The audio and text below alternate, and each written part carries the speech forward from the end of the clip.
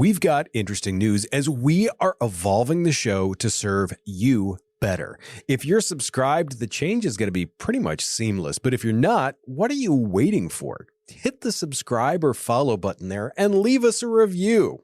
So what's going to be different? Well, we're going back to an interview format where we're going to talk to other podcasters about what they've done with their podcast to help promote their businesses. At the end of that, I'm going to summarize everything and we're going to break it down into actionable items that you can use in your podcast. And oh yeah, the name is going to change. Are you ready for it? You need to look for Podcasting Momentum starting September 1st, 2025. This is going to be a fun ride. Now, let's get the show started. Since the rebrand, you knew I was going to start with a bang. And yes, we definitely are. Our first guest, he's a certified sexologist and a relationship coach. That's not why he's on the show. Well, part of it is because he's got 105,000 subscribers. This is one where he's got some amazing tips, some great information that should be really good for you to apply. Yes, to your podcast. Stay tuned.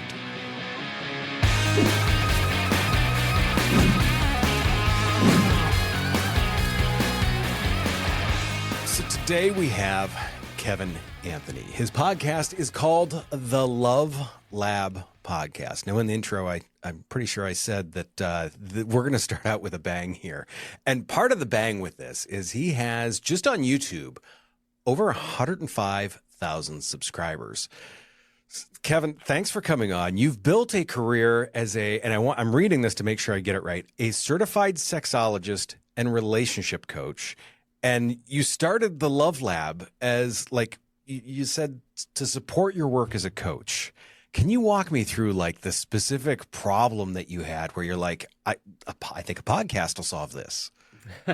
Absolutely. It actually wasn't really a problem per se that got me to decide to start a podcast. But the origin story is basically my wife and I, and she's no longer with us. She unfortunately passed about 2.5 years ago. But we were doing this coaching business together. And so every morning as part of our morning routine, we would get up and we would go for a walk through our neighborhood. And while we were walking in the morning, we used to talk about clients because I had some clients, she had some, we would work on some together and we would kind of basically just bounce ideas back and forth. Like, okay, here's what has happened in here. What do you think about that? And we would just have these conversations. And one morning we're walking down the street and I said, man, the conversation we just had could be so valuable for other people. I wish there was a way to get this information in exactly the way we just had a back and forth out there, right? And then one day I just said to her, I go, what if we started a podcast? To which she turned to me and she said, I got way too many projects right now. She's like, I don't have time to do a podcast. She's like, but I'll think about it, It took about a year before she finally came back to me and said, I'm ready to do a podcast with you. And I said, great, let's do it. So that's really how it all started. It was the idea of we're having these conversations where we're talking about information that other people could benefit from. And yet nobody hears it but the two of us. So let's find a platform where we can actually share this with people. I don't really know where I got the original idea for a podcast because we could have just thrown it straight onto YouTube or something like that. But we didn't have a YouTube channel at that point either. I just had the idea that podcasting was the place for us. I love that. And it's funny because to me, I see that some of the best podcasts out there are the ones that start out of a giving standpoint. You're not asking for anything. You guys were literally like, here's knowledge.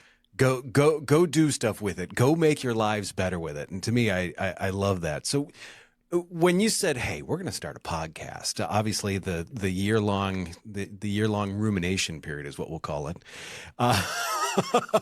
What was the first actionable step where you did you go online and be like, how the hell do I podcast? What was the first steps you took there? Well, I'm also a musician, just for myself. I'm not like a Sure. professional musician, so I already had microphones, although they were dynamic microphones at the time.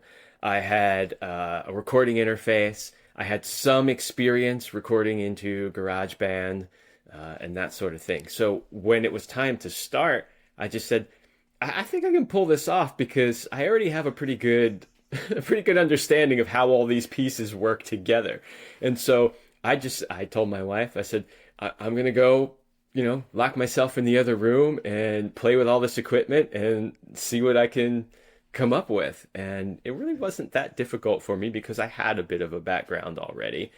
What was more of a learning curve for me was, well, now that I have the recording, like, what do I do with it? Like, what what podcasting host do I use? How do I get it out there? How do I promote it? Like, that was the learning curve for me, that kind of stuff. That totally makes sense. I love the fact that from a musician standpoint, you had that way to sound good, all those other things, and I mean at that point it becomes a little more fun because you're like, okay, this isn't quite as intimidating. But like you said, when you're like, okay, I have this wonderful thing, how do I get it out there for the world to find? That is always the big question. With that, your YouTube channel, I mean, to me, it looks like it really is a core part of your brand. I mean, you've got even the flag on your microphone there, which is absolutely awesome. I love it when I see people do stuff like that. How do you strategically use the YouTube channel and your podcast really to drive listeners, to drive that engagement that you're looking for? Well, I think a lot of people today, they come up with this idea like, oh, I'm going to do a podcast and I'm going to make a ton of money, right? And they do. Trust me, they do. Those of us who've been doing it for a while, like I'm in year 7 now, 7 or 8 years of doing this. And I can tell you that unless you're, Joe Rogan or somebody else, you're not going to get rich off doing a podcast. But because you heard the origin story, that was never the intent. I never looked at it from the point of view of how do I make revenue. I looked at it from the point of view of how can this support the work that we are doing together. I just wanted to get our message out so that people would know that we existed, could see the level of work that we bring to our clients. And that was really my whole goal. So from that point of view, I really just wanted to get it out to as many places as we could. So we originally started the podcast. It was audio only, and it was podcast platforms. But we would actually put the audio up on YouTube also. Our YouTube channel was super new. Like, we had just started it. So we had almost no subscribers whatsoever. And we were just like, whatever, we have it, so we might as well just throw it on YouTube. Like, we didn't really put a lot of attention on the YouTube side of things because it was a podcast. It didn't have video. And then as we were doing it, listeners started saying, it'd be really great if we could see you guys. Like, we hear the chemistry, right? But we can't see you.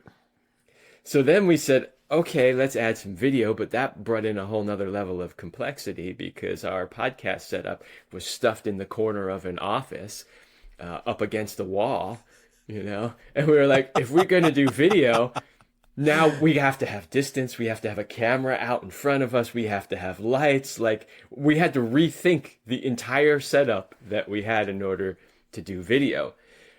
However, having said that, once we did get that, that really changed things on YouTube for sure. Once people could actually see, who was talking, and it feels like we're more engaging with them. And as we got better over time, we were engaging more with, the camera and the audience. That really did shift things. So my goal always, whether it was podcasting or YouTube, was always, I just wanted to reach as many people as I could, and I wanted to provide as much value to them as I could. That to me is that base that I love. You keep coming back to that. I want to provide value, because that to me is if you're not doing that, why the hell is anyone listening? If you provide them value, they will come back. Additionally, this kind of leads me into the business impact side of things, which is part of what I want to get into. Have you seen people that have say, I'm assuming you have clients that started out saying, yeah, I saw you on YouTube and thought, well, okay, I kind of like this guy. I like what he has to say. I guess I'm going to use him, as a coach. Did you see that accelerate a little bit as the channel grew? I mean, has that been a good revenue stream for you? I'll put it this way. When a client wants to work with me, they sign up for what's called a strategy call. So we just get on a Zoom call and we just talk about, tell me what your problems are. I'll tell you where I think I can help you. And it's really for both of us to decide if we want to work together, right? So I'm not going to work with you if I don't feel I can actually help you, right?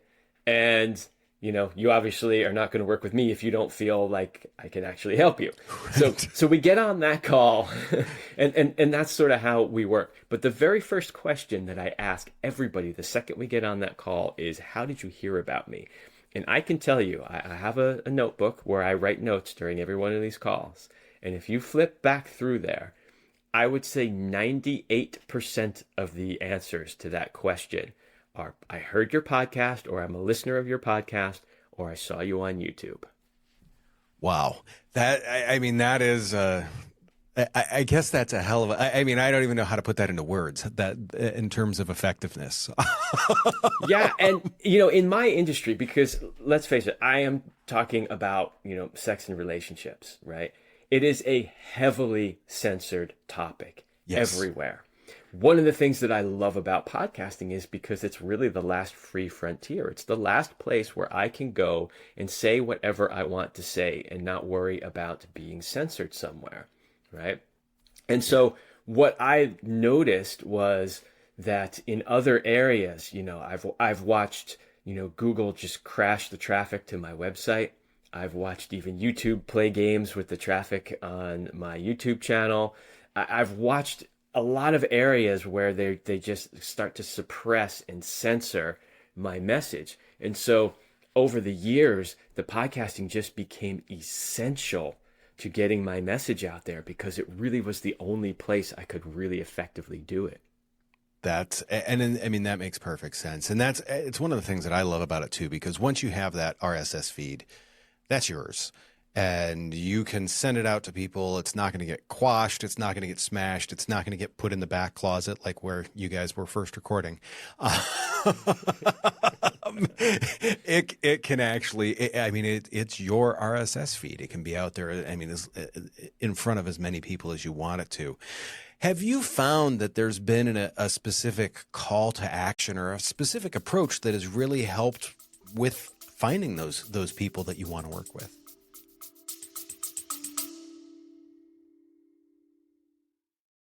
Is your podcast not getting the results you hoped for? Are you feeling stuck and unsure how to grow your audience or make a real impact? We get it. Podcasting can be a challenge, but with the right strategies, it can be an incredibly powerful tool. That's why we're offering our free no-pitch podcast consultation. We'll spend 30 minutes with you identifying areas for improvement on anything from optimizing your audio or video quality to developing a content strategy that resonates with your customers. If you're ready to unleash your podcast's full potential, visit the link in our show notes to schedule your free consultation. Space is limited, so sign up today so we can help you create a podcast that truly shines. I would say probably the most important thing is to just be genuine and be yourself. I think that has been the biggest draw because I get that feedback from listeners and from clients all the time. They're like, the reason I reached out to you and not somebody else was because I felt like you were genuine, right? And so my advice to anybody that wants to start a podcast is don't go out there and try to be an actor. Don't go out there and put on a show. You want to be dynamic. You want to be exciting. You want to be a presence, but it's got to be authentic. If you show up as your real self with the, intent of wanting to help people and deliver value, it's magnetic and they're going to want to listen to you. I absolutely love that. It's so funny because people can tell when there's a difference in personality. They can just see it. And it's one of the reasons why we love video on it too, because it really makes it apparent when someone is acting instead of just being themselves.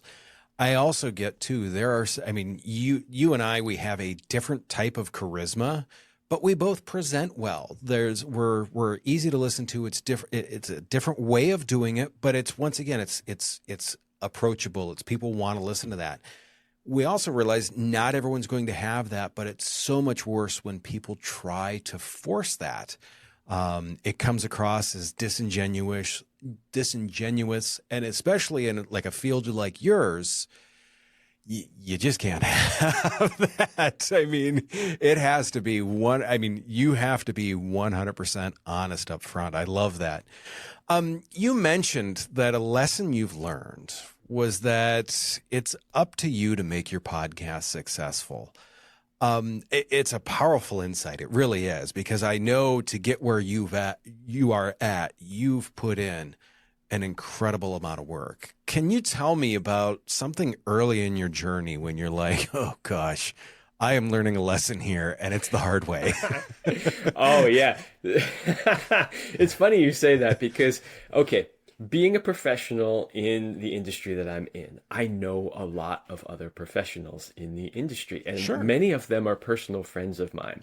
And so, one of the things that my wife and I said to each other early on was, man, we know so many people that could help us promote this. Like we're not by ourselves just trying to, like we know a ton of people. So the first thing we did when we launched was we sent out messages to everybody, some of which were dear friends for like decades, Here's our new thing, please share it with everybody. And it just did nothing. Like most people did nothing. They were like, "Oh, cool. Glad you started a podcast." And that was it. Like we never heard from them again, right? And so that was the big wake up call for us. We're like, wow, if our own friends who like love us and want to support us aren't really doing anything, then you can sure bet that nobody else is going to really lift a finger to help you.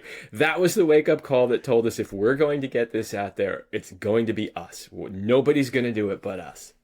It's funny you say that. It is very true. I feel like everyone has these expectations of I'm going to put out a podcast and I'm going to be Joe Rogan in 2 years. And the thing that I always love to tell people is if like have the right expectations for it. The other thing I tell people too is if there's 8 people in the next room that were interested in hearing from you, would you go in and talk to them? Yes. So get the podcast out there so you can go talk to them about that. In terms of other difficult things with this, I mean, you obviously had to make a pivot with your show going from 2 to 1. Obviously there's a huge emotional component to that. From the podcast side of that, was that pivot a difficult thing? Obviously, I know the emotional part was, but from the podcast side, was that a difficult piece to do? Yeah, to be perfectly honest, I almost quit. Sure. And the reason wouldn't have blamed you. The reason for that is, my wife and I had really great chemistry. And we would get that feedback all the time. Like what made the show engaging was the way we related to each other and the information that we were sharing. And I felt like without that, like who was going to want to listen to me, right? But I did get a lot of positive encouragement from people who said, don't do that. Sure. Don't give up on it. Keep going. And so I thought, okay, all right. But then I started to have some ideas like, okay, what if it wasn't just me? What if I had guest hosts come in to share with me? What if I don't know, I just was trying to think outside the box of what could I do to keep that sort of dynamic going and keep it interesting. And I experimented with that in the beginning. I had some different people, different experts come on and guest host with me, which was different than doing an interview. Sure. Right? So an interview, I'm asking you specific questions. In this, we would co-develop the topic for the show and we would bounce back and forth like my wife used to. And, it worked okay. It ended up being a lot more work for me. It took a lot more time to actually produce those, like to create them before even sitting down to record them. And at the end of the day, my audience basically told me one way or another that they actually preferred it when it was just me. And so I kept going. I love that. That to me, the audience awareness piece of that is a big part of what I love about hearing that, because it's like, look, we tried something, it didn't exactly work as well as I hoped. The audience is like, no, look, just do the thing, and that the fact that you were able to make that pivot for that and willing to make that pivot for it. Obviously, it's a lot easier when you say this is going to be a hell of a lot less work if I do this solo. Yes, I'll make that pivot. How does the podcast fit into your future plans? I mean, are there big plans? Are there changes? I know it's an integral part of your business. Are there plans to keep it that way, move it forward, do more? What's for the future? I started telling you that we started the podcast because we just wanted to get the conversations we were having out there. Yeah. And I never really thought about, podcasting itself as something that, would be something I would enjoy so much. Right. And over the years, I've realized I love podcasting. It's one of my favorite things that I do. And the ability to sit here in front of a microphone and have people give me their attention and want to hear what I have to say it's an honor, honestly. And because of that, it's like, let's just say the show didn't continue to grow. Maybe it stayed flat. Maybe it even declined a little bit. I love doing it so much, I would keep doing it. I really would. I would hope that it would continue to grow, right? And continue to reach bigger audiences. I think we all hope that. But I just enjoy doing it so much that I would not stop doing it. And as we also talked about, it is one of the primary ways that people find my work. And I've been super blessed. I really dislike bragging about myself. But no, let's hear it. I mean, by all means, do it. You've accomplished a lot. So by all means, let's hear it. Well, one of the things that I hear from guests frequently is we get off the actual recording, I hit end record, and they'll say to me, wow, that was one of the best podcasts I've ever been on. Like, you asked really good questions, and you like kept me, on track as I was starting to wander, and just like, you made the experience great, And I love when people share that feedback with me. I've actually thought like, wow, I mean, I started this podcast, to support my work, but because I love podcasting so much, I've been considering like either starting another one or I've talked to a few people about starting like a co-podcast, like a separate one from my own. I even thought about, man, I would look out there to see if there's any bigger podcasts that are looking for seasoned hosts, because I just love it. It's just so much fun for me. It's funny you said that, because I've done a similar thing. There's another podcast that I'm a host of called The Business Fix. And the way it started was one of the hosts that used my studio, Chrissy Myers, phenomenal, amazing CEO and businesswoman. I looked at her across the table the one day. I said, do you want to do like a business podcast together? She's like, yep. And both of us, it is the highlight of our week when we get the chance to record that and do that and talk about those things. It's great conversations. I 100% get every word that you said there. It's just, it's wonderful. It's a great thing.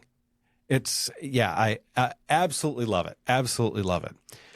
That being said, I want to wind in with one last thing. We always try and make stuff actionable.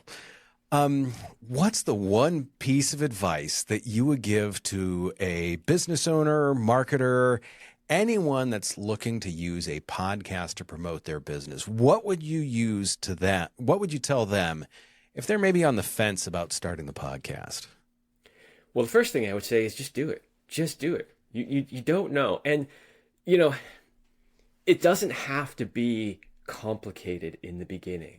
Like I tell people, just get yourself, a $50 or $99 quality, relative quality USB microphone and a computer, and GarageBand if you're on a Mac for free, or there's other programs you can use on PC.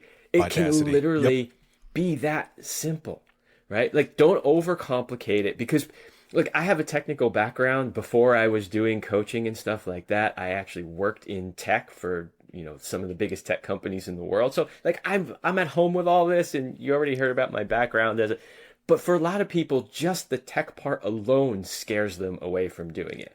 Keep it simple, right? Don't get overwhelmed. And I think you had an amazing piece of advice, which is set appropriate expectations. Do not think you're going to be Joe Rogan overnight or next year or 5 years or ever even, right? Go about it with, I'm going to keep the setup simple, and I'm going to have the intention of, I'm going to provide value to my audience. If you're a realtor and you want to start a podcast, go out there and educate people about the real estate market, right? And tell them what trends are happening and give them value. If you do that enough, they will come knocking on your door.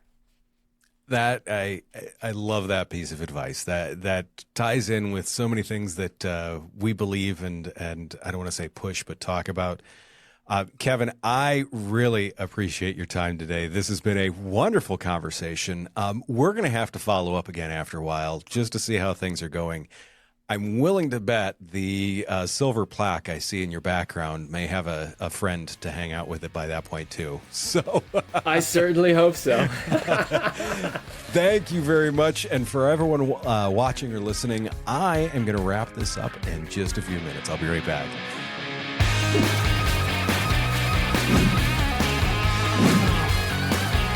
I was really glad to get Kevin as a host. First off, I mean, as soon as I talked to him, as soon as I saw his podcast, I realized the charisma, the way he carries himself, and just the general knowledge that he has.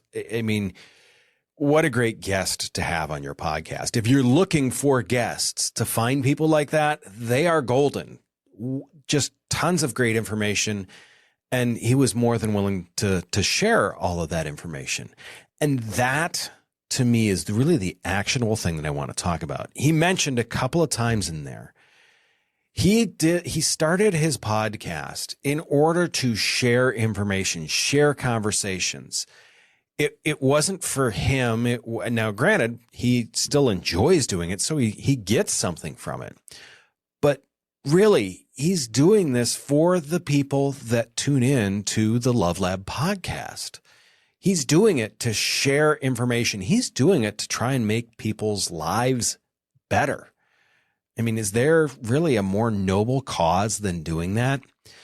So when I look back at this, and I want to make sure that we're doing actionable things, we want to leave you with actionable stuff that you can look at each week when it comes time to do your podcast.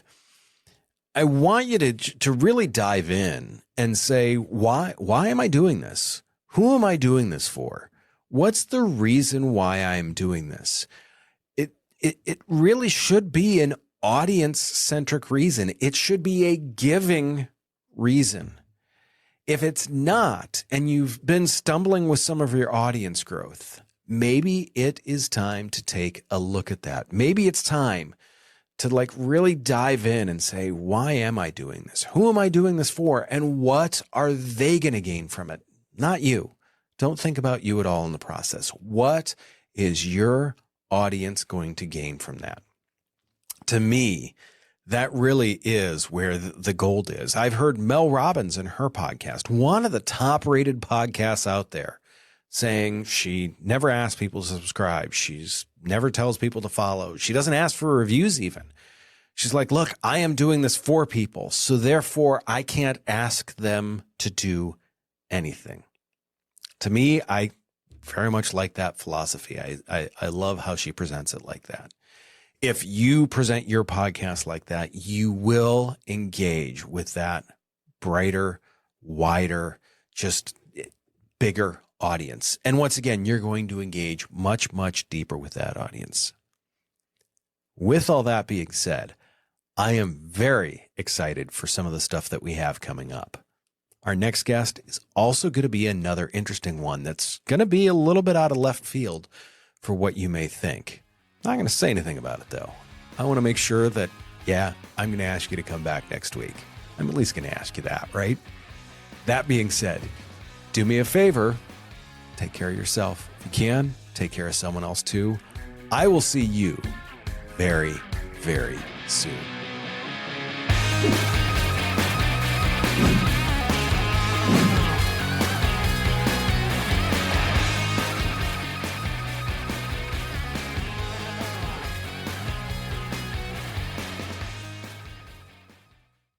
Creating engaging content can feel overwhelming, but it doesn't have to be. That's why I'm excited to share our Stomping Podcasting newsletter.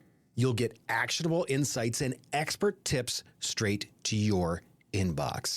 These are to help you maximize your video marketing and podcasting return on investment. Head over to the show notes and click the link to subscribe to our free newsletter. Don't miss out on this opportunity to become a video marketing and podcasting pro.